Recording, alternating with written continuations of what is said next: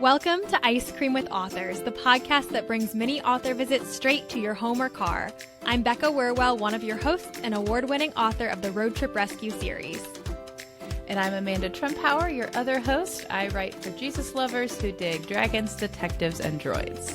Imagine sitting down with your favorite scoop of ice cream and chatting with the authors who write the stories you love. That's exactly what we do here. Whether you're a kid or a grown-up who loves faith-filled chapter books and middle-grade adventures, this is the place for you. Each episode, we dive into delightful conversations with inspiring Christian writers, discovering new books and sweet stories that nourish the soul. So grab your ice cream, get cozy, and let's share a treat together. Hi, everyone. Welcome to Ice Cream with Authors. Today, we are so excited to chat with Marianne Hering, the author of the Imagination Station books. So these are chapter books. It's historical fiction and time travel. And since we talked a lot about history, Amanda, my question for you, what is your favorite way to learn about history? I actually really love this question. So I am a nerd in many different ways, and I'm very proud of it. One of my favorite things to watch on TV are fun, cool history documentaries. And I realize that phrase is idiosyncratic for some people, which means that the words can't go together, history and documentary and cool. But I think it's great. So right now I am watching two history documentaries on Disney Plus. One of them is, I call it History Mysteries, but I think it's actually called The Greatest Mysteries in History or something. But it's super cool. It's like slightly conspiracy theory-esque, which I really like. And it just goes through really weird, really random, really unusual occurrences that have happened in history, unexplained mysteries, things where we have like some information, but not all information, sunken ships, lost Nazi treasures, people who have disappeared from the face of the earth with no explanation. It's fascinating. You need to watch it. There's another documentary series that I'm watching. It's like a series of them, and they all have different names, but the consistent theme is the host. He's an explorer, and his name is Lynn Albert, and he goes to a bunch of different places around the world. The one that I just finished watching, the theme was lost cities throughout the world. So like lost Mayan cities in the mountainous jungle areas of South America, and places like that. So I love history. I love weird history. And Marianne had some cool things to share. Yeah, she did have some fun things to share. I think my favorite way to learn about history, this is very on brand for me versus you, Amanda, rather than TV, I'd say books. But I think that sometimes because I don't read I kind of like historical fiction books about less talked about times in history. Rather than like a World War II fiction, like just something about like a cozy period in history. I don't know. I don't know specifics even, which can tell you how limited my experiences within historical fiction. But I will say I have a favorite historical fiction author in middle grade, and that's Anna Rose Johnson. So I love her books. I love the way you get those hints of history without feeling like you're reading a history textbook. So I love getting to learn about history in a way that treats it like a story, because that's what it is. History is a story. And so it's not boring, and it shouldn't be boring. So that's why I like to read things that are not boring. I think for someone who is a long-term listener, one of the funniest side payoffs of listening to the show is to see exactly how different the two of us are in so many different ways. And yet we are still very, very good friends. That is very true. All right, let's jump into our interview with Marianne. Our guest today is Marianne Hering. Marianne is the author or co-author of 36 Imagination Station books that show key moments in Christian history. She wants to share the adventure God brings to those who serve him. Marianne, thank you so much for joining us today. It's an honor. We're so excited to have you here. Since this is Ice Cream with Authors, we always start by asking, Marianne, what is your favorite ice cream flavor? It's Jamocha almond fudge. Ooh, that sounds really good. It is. It's, I think it's Josh and John's or Bennett. Anyway, anything mocha with nuts. There's no question. That's it. All the other ones should just be allowed to melt. Just saying. Oh, I don't know if That's I'd so go that aggressive. Well, I'm very definitive. far. I love it. Marianne, Adventures in Odyssey is obviously huge in like the Christian, especially Christian homeschooler world. I'm a second generation homeschooler, so I grew up listening to Adventures in Odyssey, and you write the Imagination Station books, which is amazing. So tell us about the books and how you got connected with Adventures in Odyssey to write them. Ah, well, I was on staff at Focus on the Family. This was around 2008, 2009, and my boys couldn't read very well. Well, one of them couldn't, and I won't. I have twin boys, and I won't name who it is. My whole family knows, but I don't want it on the air. Okay, so and then my friend Paul McCusker, who was on staff then at the time as an Adventures in Odyssey scriptwriter, his son couldn't read very well. And so we were going, well, what should we do?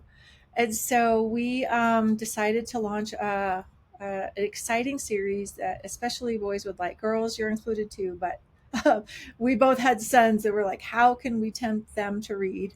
And so I knew about the Imagination Station and I love history. So we decided to have a very high action series that's easy to read.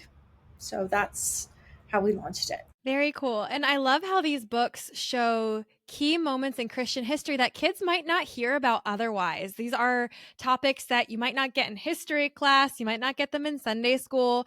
And as I was reading through the topics of some of your books, Marianne, some of this history is new to me too.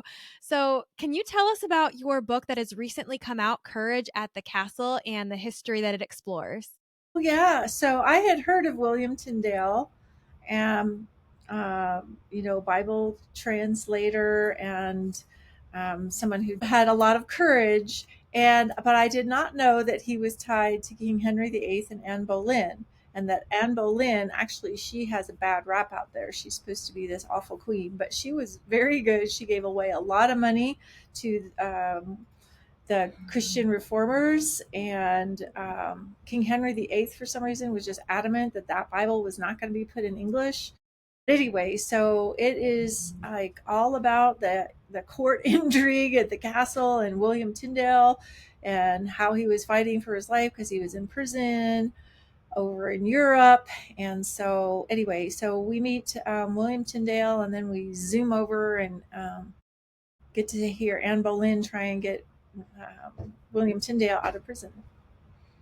And when Wow. you say zoom over, these are time travel books, right? Yes, yes. So yes, we leave Patrick in Europe, and then he over to Great Britain to be with who got to King Henry. That's really cool. The Imagination Station component gives you a lot of flexibility in your storytelling because you can hop Yes, around to yes. different locations quickly. Mhm. Um, I'm just kind of curious spontaneously here. Like that's really interesting history you just shared with the king and with Anne Boleyn. How do you do the research for those books? Oh my goodness, I just read everything. So the idea will come. Yeah, so like I was reading about. Actually, I wanted to do Gutenberg, and then he just didn't have a strong Christian angle. He was not the clean hero that I was looking for. And then you bump into like just a generation and a half. William Tyndale was using that printing shop Hmm. to print the Bibles that they were being printed in Europe and sent over to England. They would roll them up in rolls of fabric. They put them in there and then they chip them over. So that's when I kind of went, oh, okay. So I started doing William Tyndale, just a lot of reading, and there was a lot of information about him and Anne Boleyn, very well documented. Then I usually, while I'm doing research for one book, I find an idea for the next book, and Right. um, yeah. That's helpful. So we've talked about some of the church history, but your books also explore biblical history, such as drought, wind, and fire. What message does that particular story share with readers? Well, that is the story about Elijah. And it again is about courage. That man had more gumption than probably a whole generation of Christians rolled into one man. And I got fascinated by how even after he did the battle on Mount Carmel, everybody deserted him. Hmm. Um, and so it's like, what do you have to do? I mean, the whole fire thing, and then just miracle after miracle. And then people were still like, well, I don't know. I'm still afraid of Jezebel. And so he was a guy who had to stand alone. And I think kids these days, in a lot of social situations, have to stand alone, but they're really not alone. They're with God. And so that is the message in that book is you might feel alone, but you are truly never alone. I love that. That's my message in Road Trip Rescue too. I think that's a really important message for kids to hear because those feelings of loneliness can be so pervasive at any age, but when you're young it's easy to think like, "Oh, I'm on my own. People don't understand me or something's different about me." I'm only 60 pounds. What can I do? Yeah. Yeah. Yeah, it's hard, but Elijah was a great example, and so Patrick and Beth, my main characters, get to meet him and learn from him, and that was one of my favorite books. So your books, they all explore different kinds of history, from smuggling Bibles into England and Courage at the Castle, Elijah's story, and Drought, Wind, and Fire. You had mentioned earlier about Double Cross Down Under, the story of a little known missionary to Australia. Yes, I'm just curious, and you said a little bit about your research process, but as you're finding stories, are you always looking for themes of courage? Does it depend on, you mentioned your main characters are Patrick and Beth, is that right, correct? Does right. it depend on what they're learning as characters? Like, how do you decide where to take Patrick and Beth next? I have to have a fun cover. Yep. So yeah, I write to the covers. I did want to go have a book in Australia. And so then I started reading about George Taplin. Happened to be missionary down there. And there's a man on the $50 Australian bill named David Uniapon. And his father was the first Christian Aboriginal convert. So Wow. it was like I could connect it to modern day history. David Uniapon is dead, but um, he was an inventor. I mean, a very established inventor. And so I got to elevate him and celebrate the indigenous people while also celebrating George Taplin, who stuck his neck out to educate a group of people that others didn't think should be educated or could even be educated. So he gave them a spiritual foundation as well as an academic foundation. That's really noble. So, but anyway, on the cover, there's a couple of kids riding ostriches, and it's true. So there's I forget his real name, but anyway, there was a very tiny man who was in England, and then he gets into South Africa. He learned how to ride ostriches. In the Mm, meantime, somebody was trying to raise ostriches as meat in Australia. It did not mm. work, so he let them all go. And so anyway, this guy then got sent. He blew it in South Africa, so they sent him to the prison in Australia, and he broke out, and he was actually cattle rustling while riding ostriches. So, I mean, when That you is read something amazing. like that, you have to put it in a book. Yeah. So I fudged the dates a little bit because he was later than George Taplin, but I mean, we had to have a cattle rustling um, guy riding an ostrich. Absolutely. Just saying. Yeah. I haven't had a cover nearly as fun as that, but I can relate to like the idea of trying to find a striking visual image or humor for cover when I do collar cases. I like how you phrased it, like the girls are welcome, but you're trying to really reach the boys.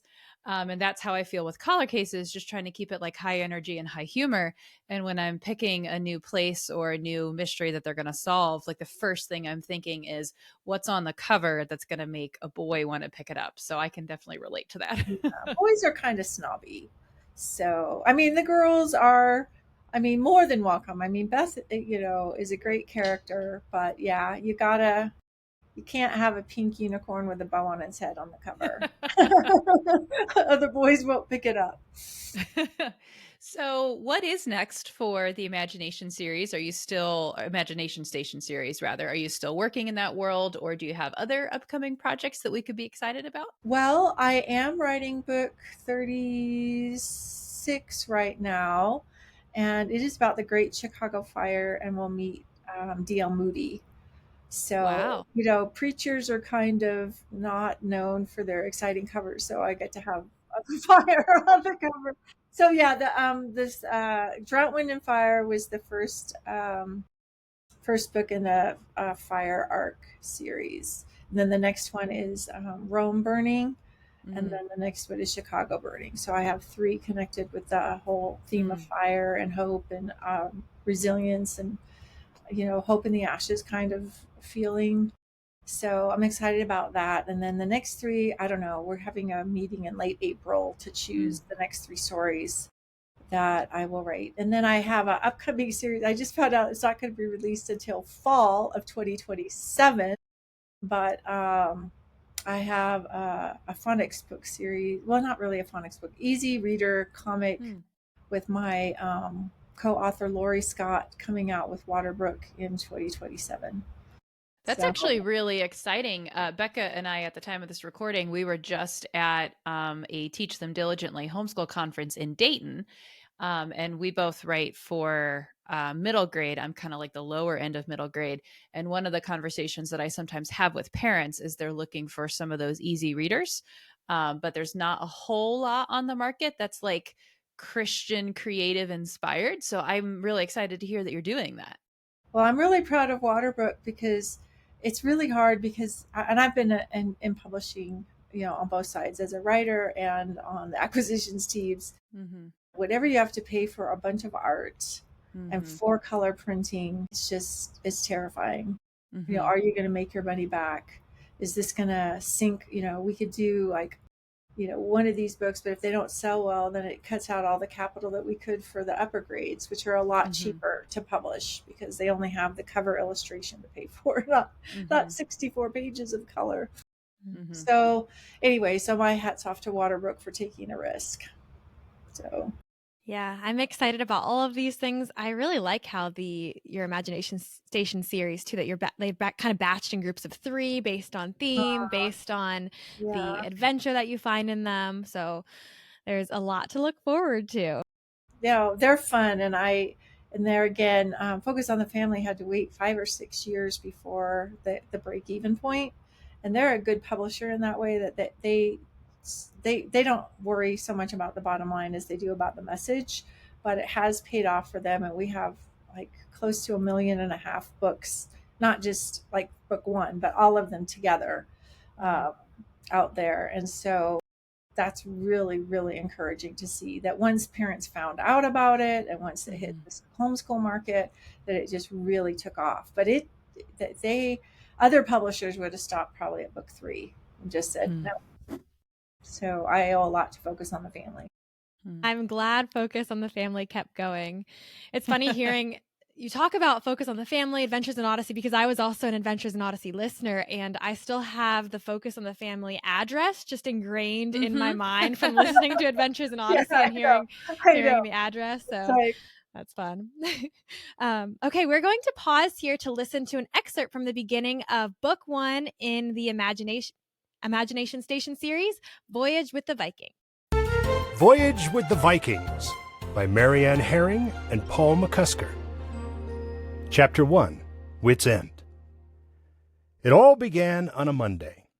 Beth and her cousin Patrick were at Wit's End. It was a soda shop in a large old house. Kids thought Wit's End was the best place in town for ice cream. But there was a lot more to Wit's End than scoops and cones.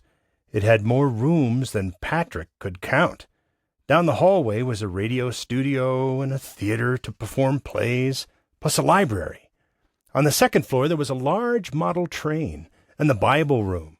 It was like a kid's museum. Patrick followed Beth from room to room with wide eyes.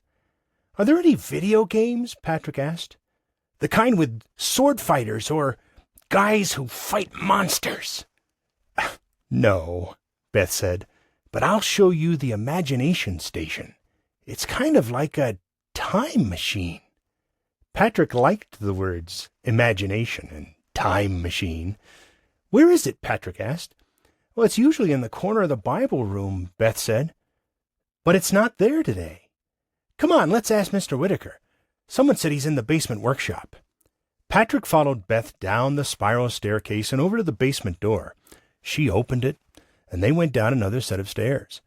At the bottom, the cousins looked into a large room. It was filled with tables and benches. There were boxes, large drills, and sawhorses. Parts from old ovens and computers sat on the floor. "This is his workshop?" Patrick asked.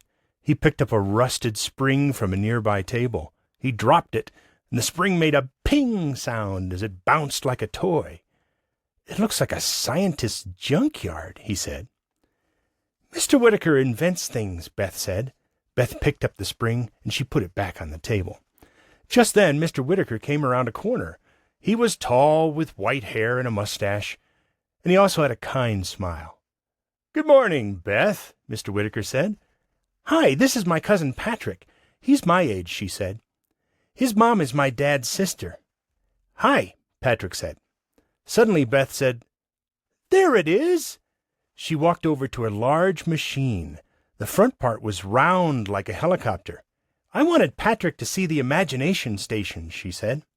Mr. Whittaker said, "Oh, I'm sorry. It's not working. That's why I brought it down here." "May we sit in it?" Beth asked. "Sure," Mr. Whittaker said. Beth waved for Patrick to join her. She climbed onto the seat. Patrick followed her. "Look at all these buttons," he said. He pointed to a long dashboard. It had lots of buttons, dials, and numbers on it. There was also a piece of paper sitting on the dash. "Too bad it's not working," Beth said. "What does this button do?" Patrick asked. He tapped a large red button with his finger. The machine came alive. A low hum came from the back of the machine. Lights and buttons blinked on the dashboard. Needles on round dials swung back and forth. "That's very strange," Mr. Whittaker said. "Come out again."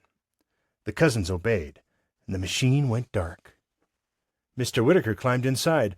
He pushed buttons, and nothing happened. He got out again. "I don't know what's wrong," he said.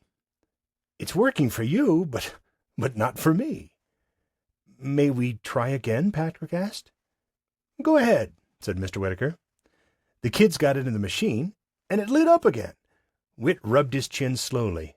He looked puzzled. "It wants to take us for a ride," Patrick said. "May we go?" Beth asked. "Please?"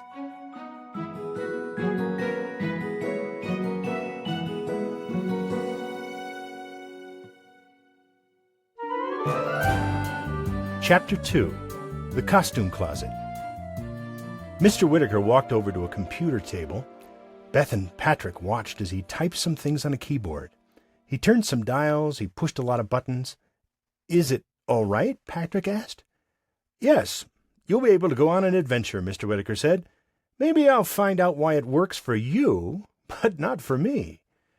"Can we go back in time?" Patrick asked. He was excited. "How would you like to visit a Viking ship?" Mr. Whittaker asked. Patrick and Beth thought for a moment. Patrick didn't know much about Viking ships. Beth knew a little bit about Viking explorers, but that was all. "The Vikings had swords, right?" Patrick asked. "They sure did," Mr. Whittaker said. He turned to Beth. "Is visiting a Viking ship okay with you, Beth?" Beth didn't care about swords, but being on a Viking ship sounded great. "Sure," she said. "I've always wanted to see the ocean." "Let's go," Patrick said. Not so fast," Mr. Whittaker said. "You have to be dressed for Viking times." Patrick looked at his blue jeans and dinosaur T-shirt. He looked at Beth's bright pink shorts and top. "Oh," Patrick said. "The Vikings would probably notice we didn't fit in." "And you might get cold and wet," Mr. Whittaker said. Mr. Whittaker walked over to the workshop wall. He opened 2 large sliding doors. Beyond them was another room. It was filled with rack after rack of costumes. Mr. Whittaker chose an armful of clothes. He gave them to Beth. He gave another armful to Patrick. "You can use the changing rooms," Mr. Whittaker said. The cousins went to 2 small rooms the size of closets. They changed into costumes. Beth came out first. She was wearing a long white dress. On top was a long green tunic. 2 brooches were pinned at the shoulders. The tunic was neatly tied with a leather belt. Her animal skin boots came up to her knees. "I feel like I'm in a fairy tale," Beth said. "It's fun to dress up." Take this, too," Mr. Whitaker said. He gave Beth a small cloth sack. She opened it up and looked inside. The sack was full of chess pieces. They were carved out of wood. Some of the pieces were white wood. The rest were painted red. Beth tied the sack to her belt. "Why do I need a chess set?" she asked. Mr. Whitaker answered with a "you'll find out" smile. Patrick came out of his changing room. He was also dressed in a costume. He wore a simple white shirt with a vest over it. The vest was made of tan leather. His dark pants were tucked inside his boots. "You look like a real Viking," Mr. Whitaker said, "but you need one more thing." Mr. Whitaker handed Patrick a fuzzy bundle. It was a cape. The cape was made from grizzly bear fur. It was silver with brown flecks.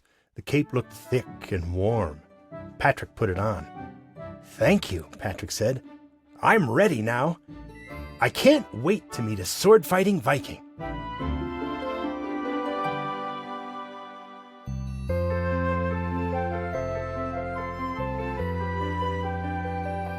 Chapter 3. The Note. "Before you meet the Vikings," Mr. Whitaker said, "I have a small favor to ask." "Sure, we'll do whatever you need," Beth said. "While you're with the Vikings," Mr. Whitaker said, "find a Viking sunstone." "What's a Viking sunstone?" Beth asked. "Well, I'm not sure yet," Mr. Whitaker said. "I read about it in that note." He put his hand inside the machine. He pointed to the piece of paper sitting on the dashboard. Patrick and Beth noticed some things about the paper. It was thick and yellowed. It had fancy letters, and the paper looked very old. They also noticed Mr. Whitaker's hand. He wore an unusual ring. The top was a gold square. Tiny pearls sat around the square. It was the kind of ring a king would wear. "I found this paper inside the imagination station," Mr. Whitaker said. The cousins climbed inside the machine to look at the note. They read the fancy letters. "To save Albert, I need a Viking sunstone before the new moon, or Lord Darkthorn will lock him inside the tower." "Who is Albert?" Beth asked. "And what is Lord Darkthorn's tower?" "I'll explain all that later," Mr. Whitaker said. "But what if we don't find the sunstone?" Beth asked. "Then I'll figure out a new plan," Mr. Whitaker said. "Don't worry about it. Just have a good time while you're looking." "I just want to meet the Viking who has the sunstone," Patrick said. He swung an imaginary sword in the air. Slash! Jab! "I think you're ready," Mr. Whitaker said. He stepped back and took his hand out. Beth noticed that the ring on his finger seemed to disappear. "You'll be going back 1,000 years," Mr. Whitaker said. "How will we return to now?" Beth asked. "The red button will appear when you're ready to come home," Mr. Whitaker said. "Get back to where you landed, push the button, and presto, you'll be right back here." Mr. Whitaker stepped away from the imagination station. He pushed a button on the side, and the doors slid closed. Patrick looked at the control panel. The red button was flashing in the middle. He pushed it. The imagination station started to shake. Then it rumbled. It seemed to move forward. Beth gasped. She shut her eyes tight. It felt like a roller coaster that was out of control. Patrick felt as if he were an astronaut in a spaceship. He leaned back, waiting for takeoff. Then the rumble grew louder. The machine whirled. Suddenly, everything went black.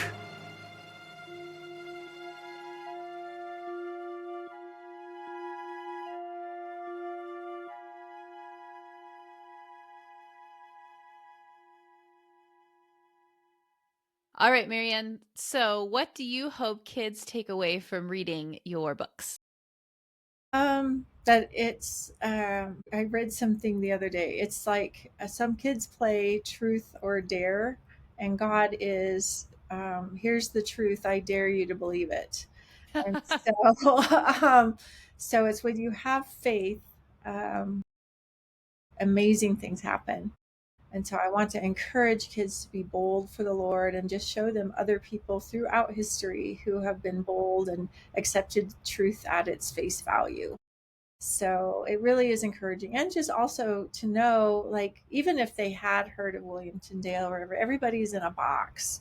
And it's so everything kind of, I'm getting enough history now, now that I'm on book 36, where I see everything interwoven. It's like, I did a book on Magellan, but what was going on at other places when he was going around? And so it's all starting to mesh. And so that's another thing I hope that they see is history is all connected. Marianne has offered to give away several copies of the Imagination Station books. Those will be added to our giveaway bundle for this season. So stay tuned to the show for information on how to enter to win this giveaway at the end of the season. Marianne, how can parents and grandparents and the adults of our listeners find you, to connect with you and learn more about where to get the books? Well, the books are online, so it's the spelling of my last name is a little bit difficult. Hering with one R. You could just pop that into any book search, and they should come up. And then there's also MarianneHering.com, and you can see the list of books there, and sign up for a newsletter that I promise I will not fill your email up. It was like once or twice a year. But anyway, it's pretty easy if you know how to spell my name, or just the Imagination Station. ImaginationStation.com will give you a list of all the books. Awesome. Thank you so much for joining us, Marianne. All right. Thank you, Becca and Amanda. It was nice to meet you. Thanks for joining us on Ice Cream with Authors. I hope you enjoyed our chat and found a new favorite book or author to love. Remember, the adventure doesn't end here. There are always more stories to discover. If you liked what you heard, be sure to subscribe, leave a review, and share this podcast with your friends. If you want to keep the conversation going, send an email to icecreamwithauthors@gmail.com with your comments or questions. We might respond in an episode to come. Until next time, keep reading and sharing the stories you love.